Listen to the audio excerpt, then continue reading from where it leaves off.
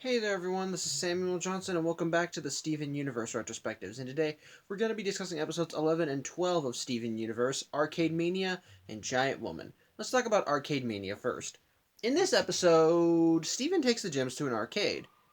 You see, earlier in the episode, the gems, including Steven, had fought this giant, I want to say crystal crab monster, and ultimately they proved victorious in the battle, and Steven, believing that they deserved a reward that thought that they should go to an arcade. He sets Pearl up on a driving game while he gets Amethyst to play a game of skee ball. However, he has trouble finding a game for Garnet, as she takes his commands a little too literally. As he sets her up with a fighting game and tells her to just punch, she punches out the screen.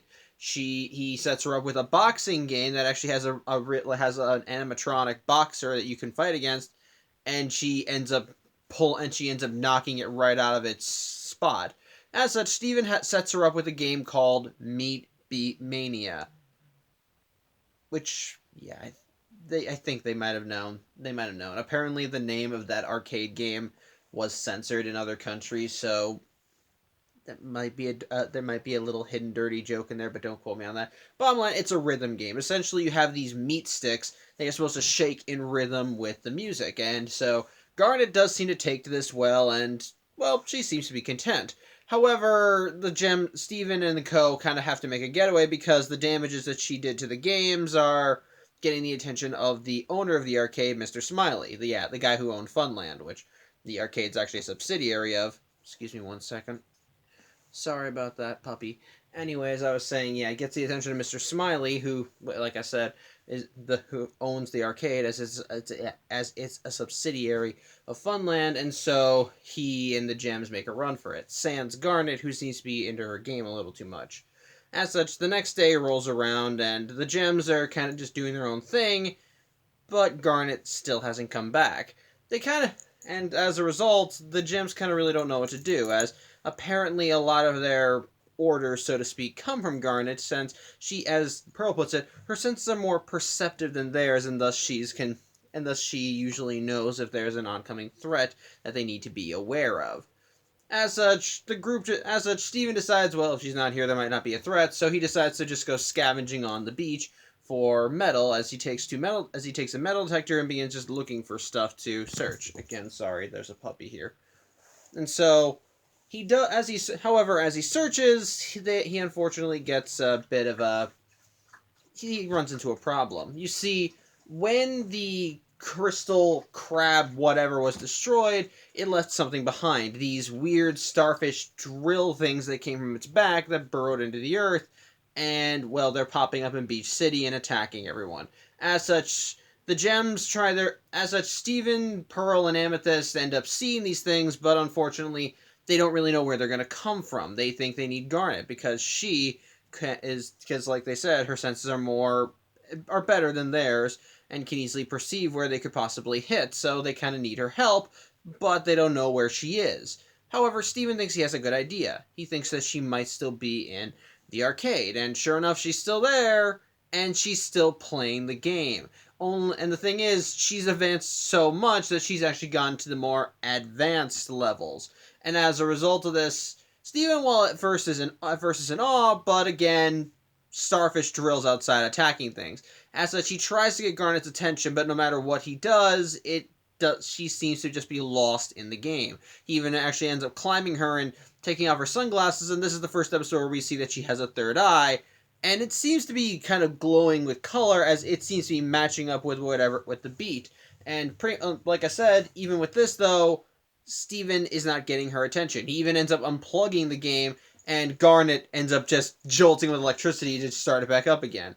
As such, Steven has realized he needs to get her out of the game, but he tries to beat her in it by joining as a second player, but unfortunately he doesn't actually. But she's just too much. This is like advanced shit. So Garnet is just like going like at speeds even Steven can't match, and as a result, Steven just keeps losing. And as a result of this, Steven finally gets fed up with it and ends up breaking the game console, which does stop it and does free Garnet from it, but it also gets the attention of Mr. Smiley, who thinks that Steven was the one breaking all his stuff.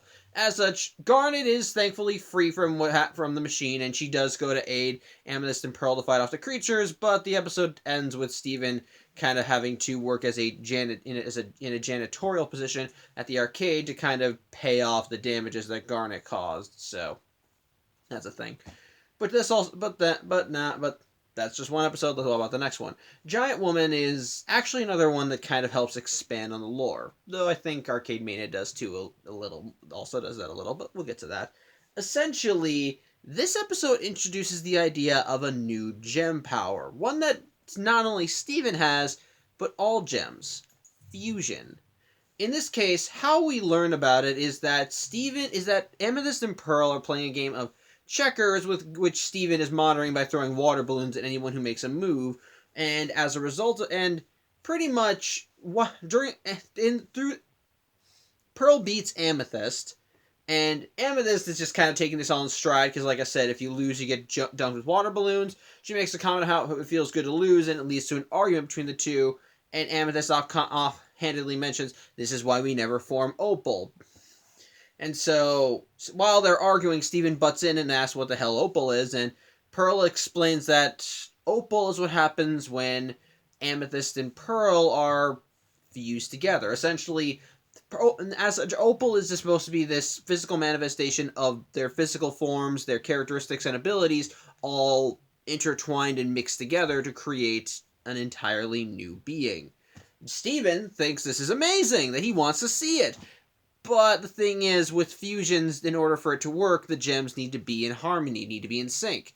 And Pearl and Amethyst are very different gems. As we've established, Pearl is uptight and neat and elegant. Amethyst goes with the flow and doesn't really give a shit what she does as long as she's having fun. So, yeah, they're not really compatible, so to speak.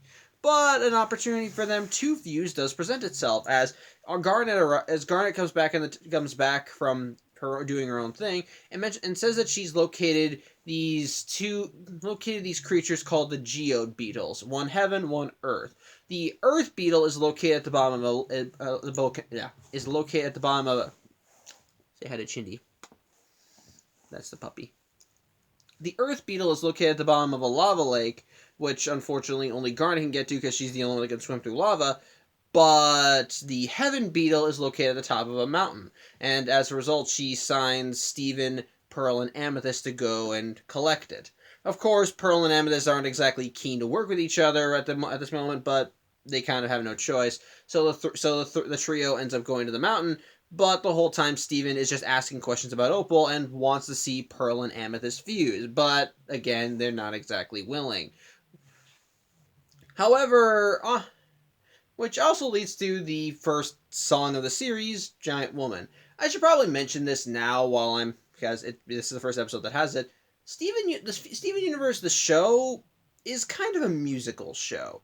It doesn't happen in every episode, but for certain episodes, they actually do break out into a song, and which I think actually makes sense because Rebecca Sugar, the creator of Steven Universe, is a songwriter and a lyricist and actually does compose music. And so a lot of the music in the show, probably all of it, is composed by her, including the lyrical stuff. And honestly, she really is a very good songwriter and singer. So all the songs, in my opinion, are honestly really good. And the first showcase, Giant Woman, is a nice one. It's a simple little song, which is just Steven singing a catchy tune about how he really would like to just see a giant woman. But as he talks about as he keeps trying to hype it up, say how it's awesome it's going to be, we're constantly seeing Amethyst and Pearl kind of at odds with each other. They're climbing a mountain. Pearl intentionally kicks gravel in her face. As they're crossing a river, Amethyst intentionally scares Pearl and knocks her in.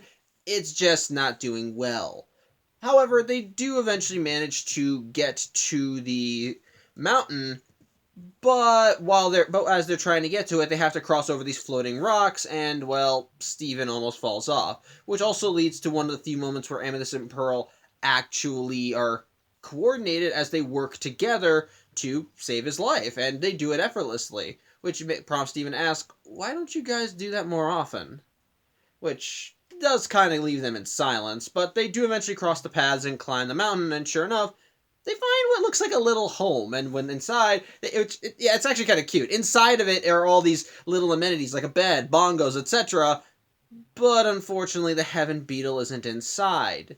However, while this does almost prompt another argument between Amethyst and Pearl, they do get interrupted by the arrival of a monster, a giant bird that immediately begins attacking the group, with its first target being a goat that Steven kind of adopted, so to speak, that he called Steven Jr.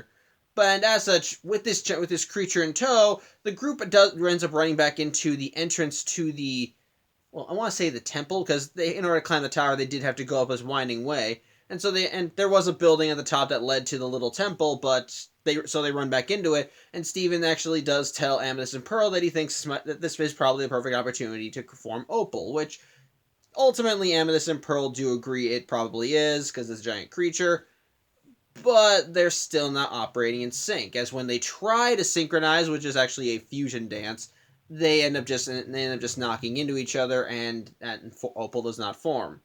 However, the mood quickly changes to the creature manages to break into the building and eat Steven, which prompts Pearl and Amethyst to give each other a look of give each other an look. But thankfully, Steven is alive. He even finds his goat again, and sure enough, he actually does find the heaven beetle, which is actually which is the goat's even eating. Thankfully, Steven manages to save it before it gets eaten up. But it's at that moment that several arms burst into the chest cavity of the bird they're in and end up grabbing Steven and the goat. And once it pulls them out, we see Opal. And I'll give credit. I really do like her design. It's very tall, elegant, but also kind of radiates strength, which I think really makes sense when you combine Pearl and Amethyst together. It's elegant, it's graceful, but it also clearly exudes power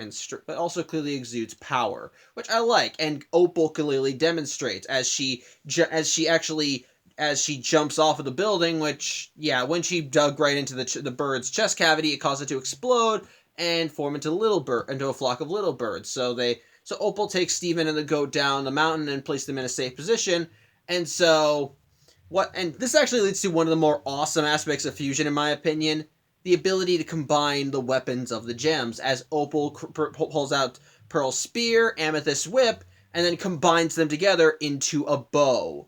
And with the bow, she creates a light arrow, pulls back, and when it hits the flock, it causes an explosion of light that ends up poofing every bird into little shards and covers them in bubbles, which all just go away. It's honestly really awesome. And as such, once Steven's in awe, Opal does go up to him and just kind of... It's a nice little sweet introduction as Opal looks at Steven smiling. One of her arms, because she's got 4, is behind her back, and as it looks like she's trying to be polite and introducing herself. And Steven nervously asks, "Do you know who I am?" And she just kind of chuckles before singing some of the lyrics from the Giant Woman song, showcasing that she does know who Steven is. It's cute. I'll talk about it when I talk about my thoughts on the episodes. As Steven and Opal end up porting back to the temple as Garnet comes back with the Earth Beetle, but when she asks about the Heaven Beetle, Opal realizes that she didn't grab it, which causes her to separate back into Pearl and Amethyst. Thankfully, Steven does have the Heaven Beetle, and so Garnet reunites it with the Earth Beetle and congratulates him on getting Amethyst and Pearl to fuse, and says that one day he'll be good at fusion, which Steven is proud of himself for his accomplishment, but then is in shock when he realizes he can do it too. So, yeah, that's the episode. So, first, my thoughts on Arcade Mania. I think it's a nice little fun episode. Again, its essentially it does feel like filler, but it does also have some hints for future episodes. But first and foremost, let's talk about it as a standalone episode. And honestly, it's kind of amusing. Essentially, it's just, in this case, it's just seeing Garnet being pulled into something silly. As we see Steven bring the gems to the arcade and Garnet kind of getting pulled in. It's just kind of it doesn't really feel like it accomplishes anything, especially since the bigger threat are the octopus, starfish, drill things. But at the same time, it is kind of interesting to see Garnet kind of get pulled into this machine, so to speak. It's kind of weird because Garnet's one of those characters in the show that up until this point you can't really get a read on. She's a very stern person, very closed off, and so to see her kind of lose herself to the game, it's very interesting and sort of off-putting because it does make you wonder why this, why the game.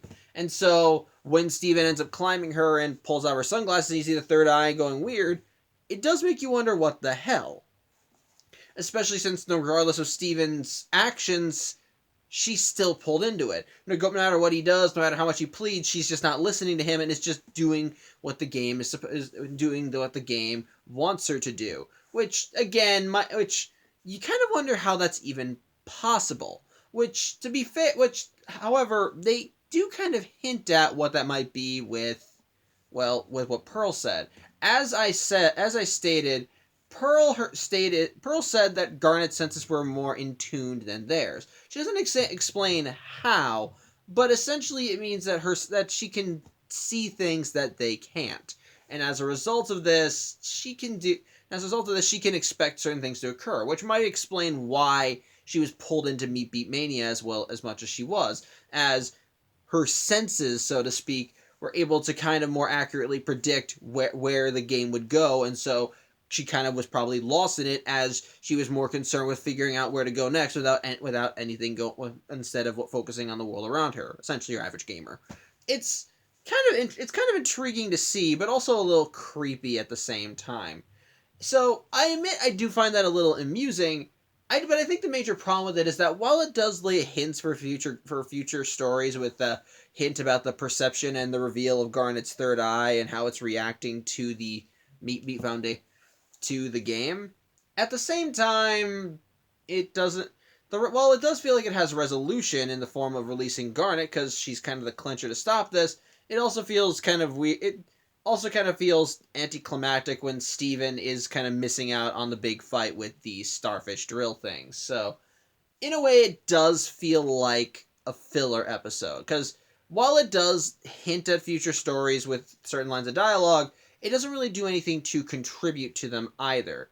It's essentially just filler, with only like the minorest of hints towards future stories and future episodes. It's entertaining enough filler, especially because, well, each of the gems that we saw in the arcade, they didn't exactly take to leisure activities well. When Pearl was playing her driving game, the whole point of the game was that she had to crash into things, but she played it like a careful driver.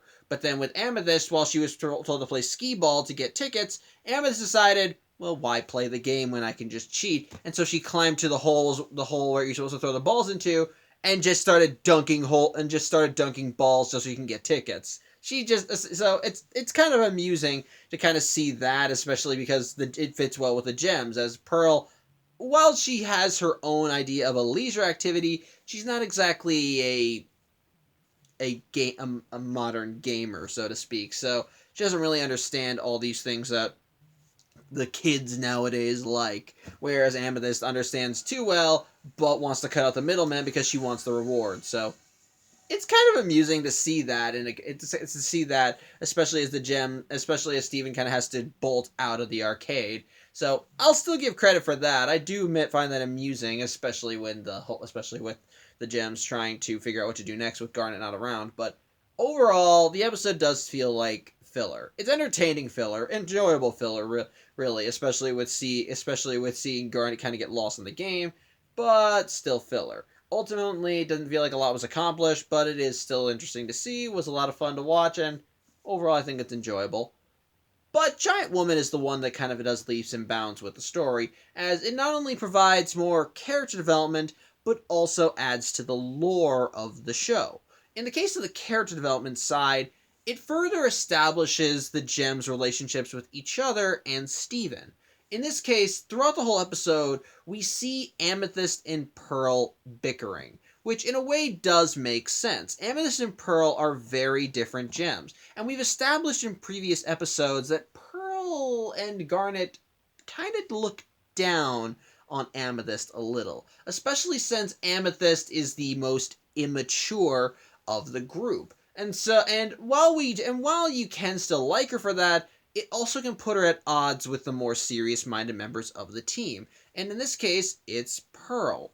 Pearl is definitely more about elegance, putting everything in the right place, having everything be organized. And that organization does suit her well because it allows her to see things from different perspectives. Like going to the chess game, while Amethyst just kind of did it because she liked playing the game. Pearl was able to win very easily by analyzing her opponent's moveset, analyzing where they could be, and ultimately just coming out victorious.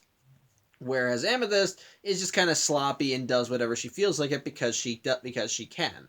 So those two personality types really don't mesh well.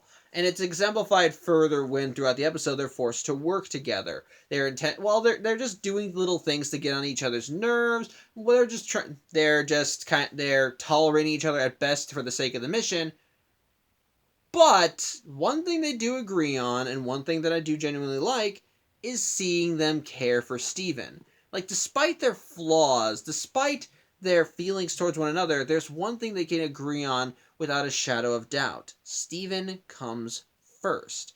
And while they do kind of get annoyed with Steven constantly asking them to fuse so he can see the giant woman, when he's in danger, any qualms they have are thrown aside, and they are able to coordinate rather well. And it's through that coordination that finally gets them to form Opal, which I think is nice because again, it showcases that despite everything, their love of Steven just kind of trumps whatever crap they're going through, which we do see in later episodes. Though in some cases, Steven ends up on the receiving end of some of the quarrels, but that's for later episodes to talk about.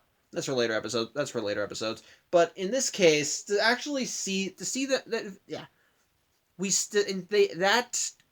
love, that desire to keep him safe, is what ultimately helps them come together to form Opal. Because as we see later, in order for gems to work together, they explain in this episode, but in order for gems to work together, they have to fuse.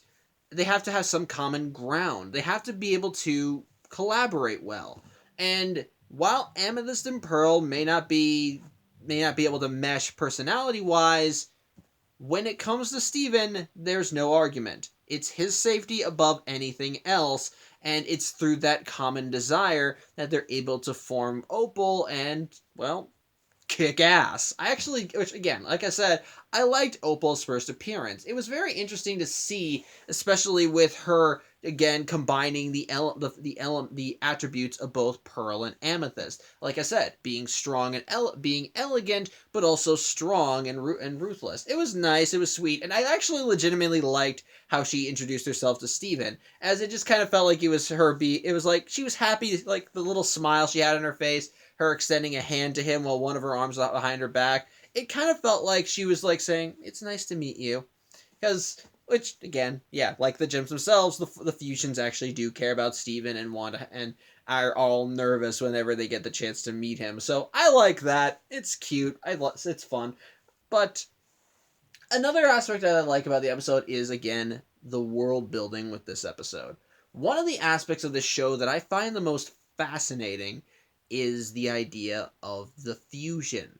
Because while fusion is used as an allegory for various intimate actions throughout the series, the idea of fusion is so intriguing to me. Because there is so much potential there. Because like Pearl said when she described fusing with Amethyst to form Opal, Opal was supposed to be a physical manifestation of hers and Amethyst's own physical traits combined together.